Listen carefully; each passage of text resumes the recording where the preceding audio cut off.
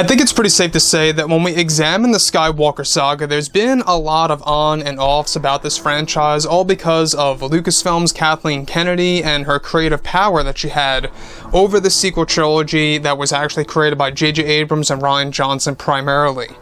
This is Mike Zero. Make sure to subscribe if you're new to the channel for future Star Wars content.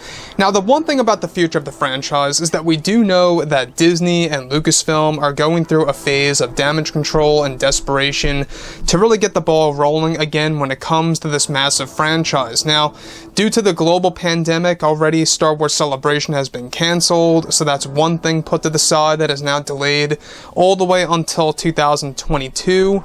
That's quite a ways off until we have another Celebration on our hands. But the other thing is this, is that yes, the new universe is already being applied to Star Wars, and this all begins with The Mandalorian Season 2 serving as the very beginning of this refresh of the franchise, basically how Lucasfilm is going to handle Star Wars in a different light, in a more respectful manner moving forward. So, Kathleen Kennedy, one thing that a lot of fans will agree on is the fact that she has been very incompetent over the years. She really handled Star Wars very poorly with the sequel trilogy and with other Star Wars projects out there, and what she initially wanted to do with the universe before she lost her creative power. Now, of course, we do know that The Rise of Skywalker had a very shaky and, pretty much uneven production when it came to the cast and the crew because of Kennedy interrupting and deleting many of the scenes and calling for rewrites and reshoots on and off here and there. However, what's really interesting is that since the very end of the Skywalker saga, the Star Wars fans have been very skeptical about the future of the franchise by Bob Iger and Bob Chapek and what's to come in the next couple of years. It's described that behind the scenes, Lucasfilm is getting a major facelift thanks to Chapek for regulating Star Wars as we speak in order to make the franchise better than ever before. It's noted that behind the scenes, actress Daisy Ridley has been very upset and angry with Lucasfilm's Kathleen Kennedy and almost even quit from The Rise of Skywalker during production for not agreeing with her acting in some of the biggest scenes that ended up getting deleted. Now, it's noted that actress Daisy Ridley was pushed to the point where she would almost quit her scenes entirely on set thanks to Kennedy not agreeing with the direction by J.J. Abrams and George Lucas and what they wanted to do for the character of Rey in the movie.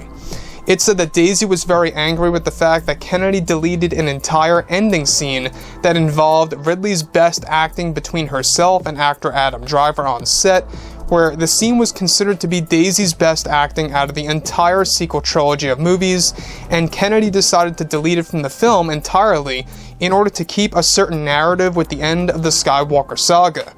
Now, it's noted that Ridley was also having tons of problems with Kennedy given that she did not allow her or even allow her scenes to be included on the Blu-ray edition of the film, and that she went through weeks of training for some scenes that were thrown into the trash completely.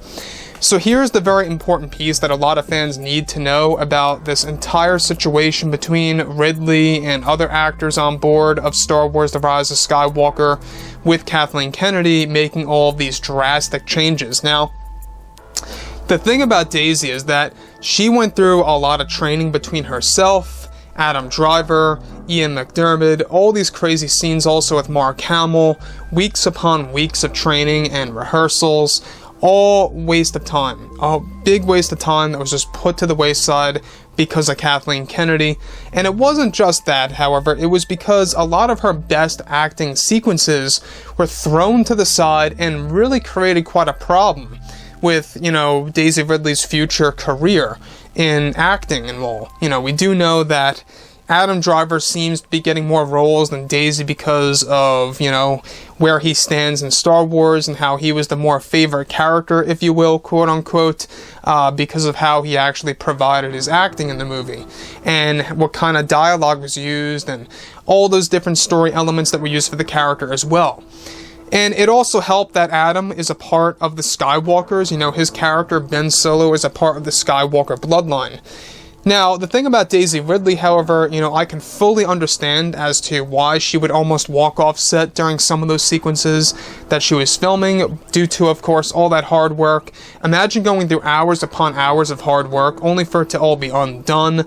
on a regular basis. You know, Kathleen Kennedy really has no idea what she's doing with Star Wars, and I think it was ultimately the right decision by Chapek to really just put her to the side, you know, take away her creative power and her creative freedom over Star Wars, and just say, let's call it a day, let's focus on new things that the fans are really going to enjoy with these new TV shows and these new movies and so on and so forth.